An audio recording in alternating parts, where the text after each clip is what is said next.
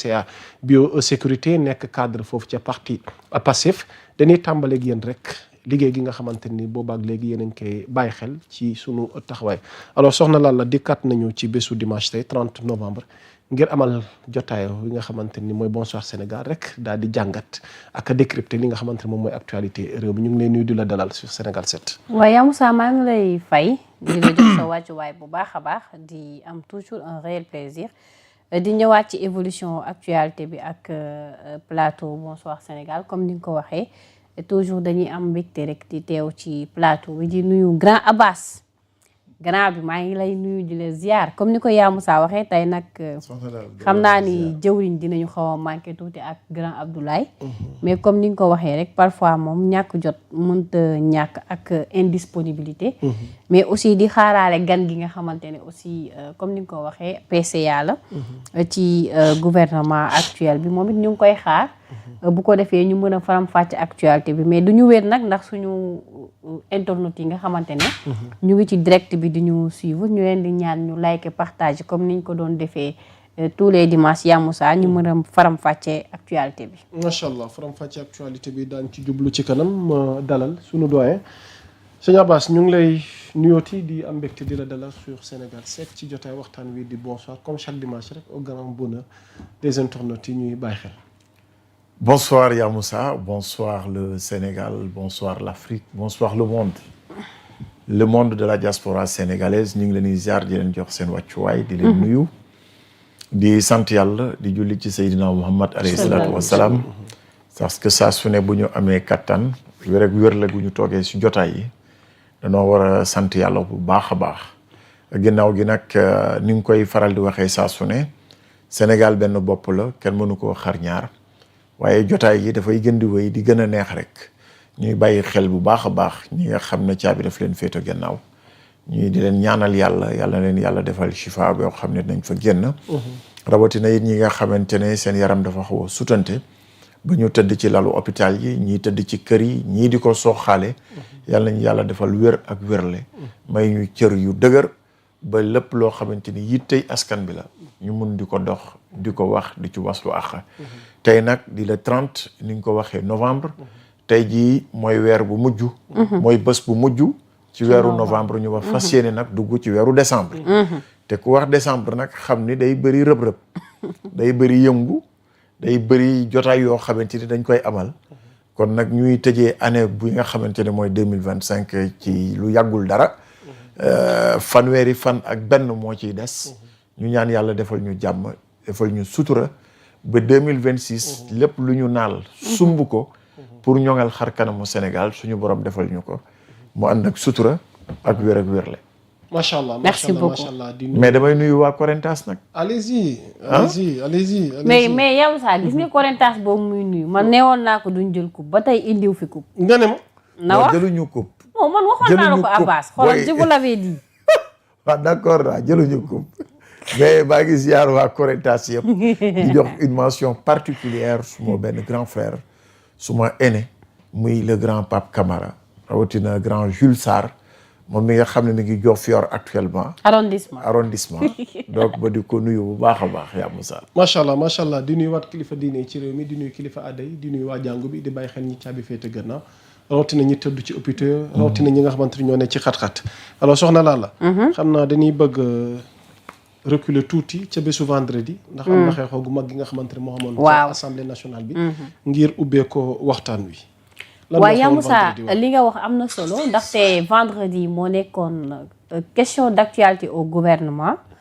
ki nga xamante ni moom mooy élimaanu jëwriñ ji di premier ministre Ousmane Sonko àndoon ak l'ensemble de certains ministres noonu laa ko mën a waxee parce que am na si ñoo xam ne jotuñu woon teew à l'occurrence le ministre des finances de l'économie le ministre de l'environnement donc mun nañu wax quasi moitié ministre yëpp teewoon nañu fa donc ñu amal exercice bi nga xamante ni suñu sukkandikoo ci règlement intérieur assemblée nationale L104 ak 107 moom moo leen permettre tey ñu mën a amal exercice boobu nga xamante ne pour précision nag je pense que def nañ ko sax moom le président de l'assemblée nationale te question d'actualité au gouvernement la donc du premier ministre kese donc loolu tam dafay baax loolu moo tax ñu doon gis yenn questions yi nga xam ne dafay concerner yenn ministères yi le ministre tutelle mooy génn apporter ci ay répliques et je pense que loolu tam dina permettre ministère bu nekk muy mën di mettre en avance les œuvres yi nga xamante ne mi ngi koy teg pour que peuple bi mën ci am mainmise wala xalaat donc li fa jotoon a rot ci ay kàddu bëri na parce que coowal dette cachée souleveku na fa comme débat lu jëm ci aussi li nga xamante ne moom moo concerné économie bi taxaw nañ ci bu baax a baax même su nekkee sax am na ci pic yoo xam ne jot na ci am te loolu mënul ñàkk politiquement ci diggante opposition bi ak pouvoir actuel bi mais de façon ramassée daal loolu mën nañ koo jukki ci question yi nga xamante ne ñoom député yi posé nañ ko gouvernement bi te ci biir yëf yi ni muy doxee on a l'impression que ni même les députés du pouvoir dañ doon poser ay questions yoo xamante ni c'est comme si que ñoom ñoo nekk ci opposition bi loolu tamit remarque la boo xamante ni mun nañ ko def ci journée vendredi bi yaa Moussa. c'est important alors Abbas ce décryptage ci bésu vendredi googu nga xamante ni moo nekkoon question d'actualité au gouvernement ci jiital PM bi ci teewaayam ak li fa jëpp ban jàngat lañ ci mën a def ngir ubbee ko jotaay bi. jàngat gu njëkk gi yaa Moussa mooy la régularité de cette action boo xamante ni Assemblée nationale day contrôler l'action du gouvernement te nag kuy wax contrôle l'action du gouvernement dafa am ku ko jiite ka nekk ca bopp ba lu ñëpp xam mooy le premier ministre Ousmane Sonko tey moom moo nekk ci bopp gouvernement bu Sénégal léegi nag dans le cadre du contrôle de l'action gouvernementale jotaay bi ni mel dafay dal di baax nga xam ni bu ñu doxalee ab diir ki nga xam ne mooy premier ministre dafay ñëw toog janook député yi li nga xam ne nag dafa njëkk a ruslu te ñu di ko dénoncer un député tu es investi par un parti politique mais tu es un député du peuple donc bu le peuple bi désigné un rendez-vous du genre pour le peuple par le peuple ne serait-ce que pour l'information waruloo ne yow doo ñëw toog ci jotaay bi ni mel quelles que soient les circonstances même bu fekkee da ngay ñëw toog rek pour observer pour déglu jëluloo parole defuloo dara mais le boycott d'abord mooy li nga xamante ne mën nañ ko njëkk a ñaawlu deuxième action bi nga xamante ne am na fa c'était un débat de haute facture parce que aujourd'hui le Sénégal est à la croisée des chemins sur plusieurs défis notamment le défi économique loolu yaakaar naa ni que ni comme ni ko soxna la waxee ça a occupé effectivement le cœur du débat dette cachée dette non cachée ministre bi dégg nañ ko lim ci wax mais it dégg nañu coow li nga xamante ne moo laxasu ci loolu yëpp tout ba ki nga xam ne mooy ministre bi indi na ci ay éclairage ba teg ko ci taabal bi loolu nag dëppoo it ak gis-gisu ki nga xam ne moom mooy premier ministre bi ci li nga xam ne moom mooy dette cachée bi ñu jógee ci li nga xam ne mooy wàllu koom-koom wax nañu ci ponk yu bëree bëri ba nga xam ni lépp lu ñeel tey jii koom-koomu Sénégal yaakaar naa ni que ni waxtaane ko foofu jotaay la boo xamante ni nit ñi rafetlu nañ ko quelques axes yi nga xamante ne moom premier ministre bi Ousmane Sonko abordé na ko fa ba nga xam ni indi na ci ay points yu leer nañ ci li nga xam ni moom mooy xew-xew mi jàpp nañu ni que ni koom-koomu Sénégal tey jii war nañ ko mën a jooyanti ci jooyanti ko nag mu am lu mu wax muy investir au Sénégal ce n'est pas aller à l'aventure on a deux atouts majeurs la prévisibilité et la transparence c'est ce que nous offrons aujourd'hui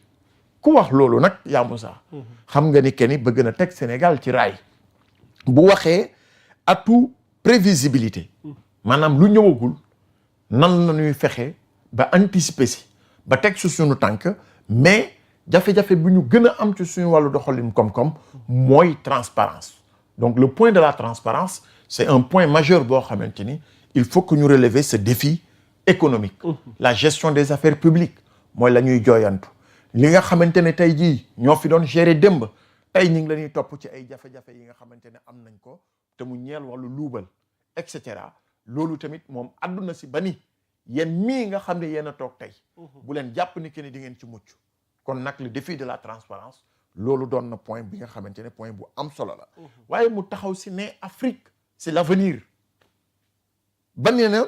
je le cite en Afrique il n'est pas question de réinventer la roue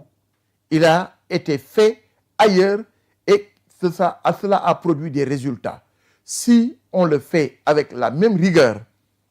on aura les mêmes résultats, sinon plus.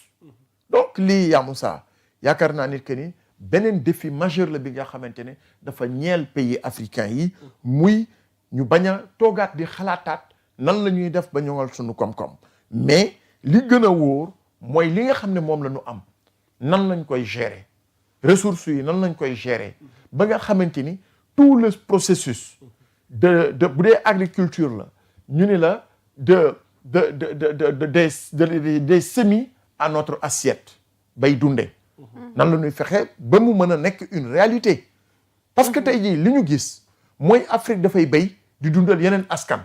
Afrique dafay bay di dundal yeneen réew ba pare ñooñu luñ ciy transformé ñu delloo siwaat ñu ko ñun Afrique ba pare ñu di ko jëndee nu mu gën a chéré léegi nag potentiel bi mooy comment créer aujourd'hui les conditions de la transformation de nos produits au niveau local loolu yaakaar naa ni que ni c'est un défi majeur ba nga xamante ni aujourd'hui loolu ku ko bëgg a defi tamit fokk nga am ay partenariats yu solide sans partenariat gagnant-gagnant mënuloo dem parce que tey jii nous avons des ressources financières assez limitées assez précaires mais fokk ñu am des partenariats solides mu ni moom premier ministre bi mu jëlee kaddu mu ni les partenaires continuent à manifester beaucoup d'intérêt pour le Sénégal les investissements continuent mais notre option c'est d'accélérer le rythme et nous voulons que le Sénégal que nous souhaitons pour toute l'Afrique puisse aller vers un processus de développement accéléré yaakaar naa kaddu yi alors Abbas bëgg naa nga rebondir si ñaari acte fa laa bëgg rebondir muy l'intervention de l'honorable député Tafsir Thioye sur les comptes de 1000 milliards sur l'affaire sur le cas d'FMI parce que je pense que loolu tamit nekkoon na objet d'un débat et c'était intéressant parce que on nous parlait d'un compte de 1000 milliards et je pense que mon premier ministre apporte na ci benn réplique foofu mais aussi ban programme la Sénégal di xaar ak FMI ak yëf yi fan la toll et d'ailleurs dégg nañ ko ci biir intervention le ministre Abdourahmane Sarr si je me trompe pas moom tamit ñëw na ci réplique am mu ne ñoom avancé nañ presque à des pas yoo xam ne sori na donc cela veut dire que mooy li ci des mooy ñu teg programme finalisé maintenant peut-être la question bi sénégalais di laaj mooy kañ la nar a doon ak kañ lañ ci yegg peut-être loolu mooy question bi Tafsir Thioye c'est un député responsable boo xamante ni ku xam parlement bi la parce que dawul le débat ñëw na joxe avion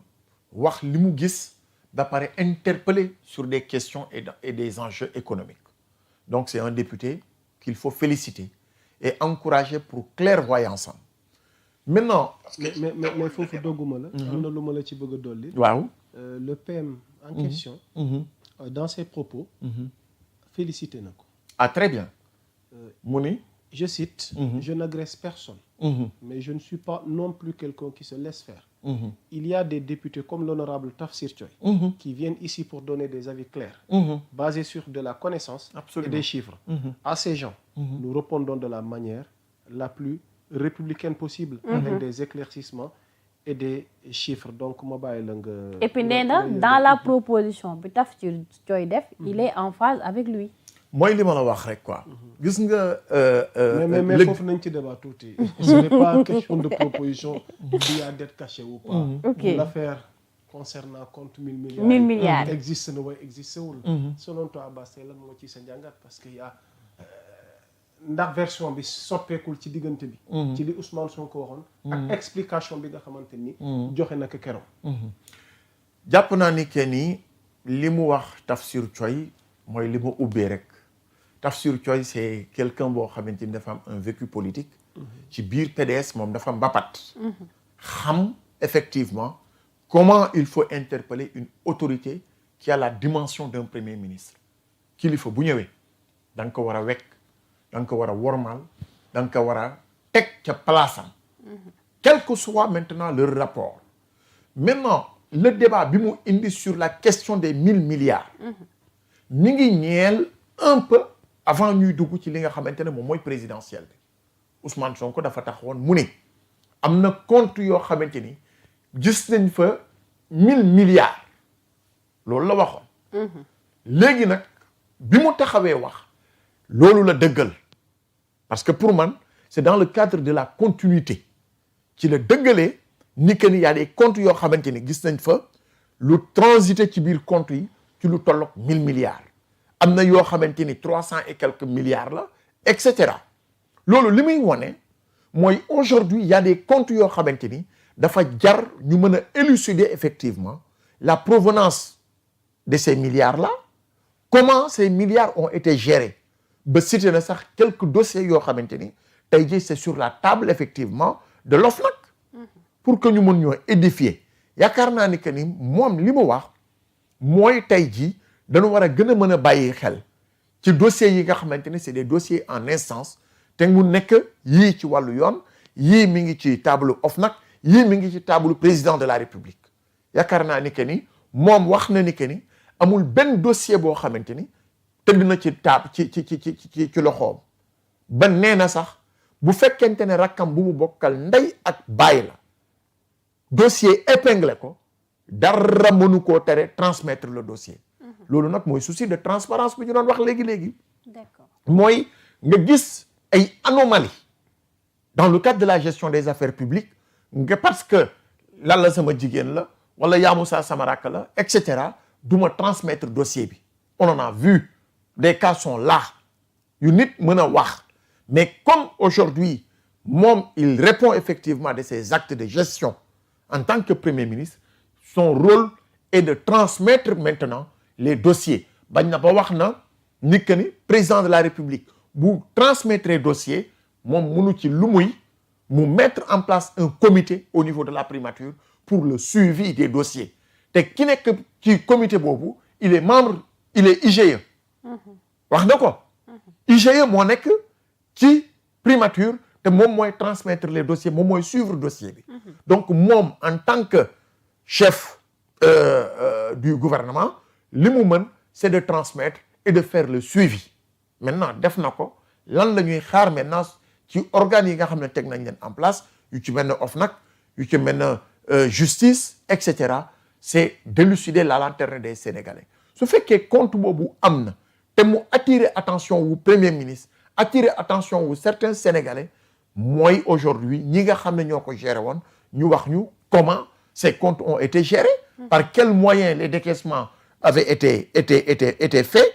comment et qui est responsable effectivement de la gestion de ces deniers publics ñu mën ñoo indil mais concernant IGE Abbas est-ce que jàpp nga ni aussi dina yomb parce que bu fekkente ne déclassifié wuñu rapport yi aussi est-ce que loolu dina yomb mais rapport yi de toute façon pour IGE bu defee liggéeyam ba pare par souci de transparence retard waaw mais c'est ce que je dis xam nga ñun ñëpp loolu la ñuy décrier tous les jours ñun ñëpp loolu la ñuy wax tous les jours est-ce que tey jii ci sàcc ginaar nga war koo mën a yóbbu mandat de dépôt déetawaay nga toog mu xaar ab diir pour que ñu juger ko au finish nga ne bàyyi nañ ko mu dem ñibbi kii nga téye mandat de dépôt pendant un certain temps nga libéré ko te alors que deful dara moo tax ñu ni la justice doit être rendue au nom des citoyens kon loolu bu amee ñii nga xamante ne tamit seen loxo dafa taxe laale bu baax a baax ci lu jëm ci gestion bu opaque jëm ci wàllu deniers publics yi mais ñooñu aussi amul lenn lu ñu gënee ki sàcc benn ginaar wala benn béy loolu ñaata yoon lañ ko fi jàmbat bu fekkee dañu criminaliser le vol du bétail exactement maanaam benn cuuju ginaar boo ko sàccee ñu criminaliser ko waxuma laak nag ku jël le deniers publics loolu du crime loolu xawma nan lañ ko mën a tuddee donc pour man yaa Moussa li nga wax les organes mis en place par l'État du Sénégal doivent pleinement jouer leur rôle OFNAC tey comme je l'avais dit bu ñu jógee ci benn pas nar a dem à une vitesse éclair OFNAC moo ñu ci war a mën a dimbali parce que OFNAC rôle am c'est de lutter contre la corruption dinañ fa ñëw parce que li gën a gangréné suñu administration mais mooy système bi ñu doon wax rek le système qui enrichit un groupe de personnes au détriment du peuple loolu moo fi am te loolu moo fi war a deñ. mais OFNAC y a une nouvelle équipe laal la defe naa. effectivement ndax nouvelle équipe bi nga xamante ni moom la. am na communiqué laal la war ci. mais pare guma ci décryptage su première partie bu premier ministre su ngeen bëggee ñu dem ci OFNAC. dinañ ci dikk. ok vas-y. donc tey moom c'est le grand décryptage. acca kon doxala acca donc tey moom dañuy waxtaan lu yaatu incha allah. waaw yaa Moussa nga ne kon. laal la équipe OFNAC bi. waaw dañoo toog ñu jot benn information comme quoi que am nañu nouvelle tête au niveau de l'OFNAC. donc damay njëkkee sax si ki nga xamante ne moom mooy le président de l'OFNAC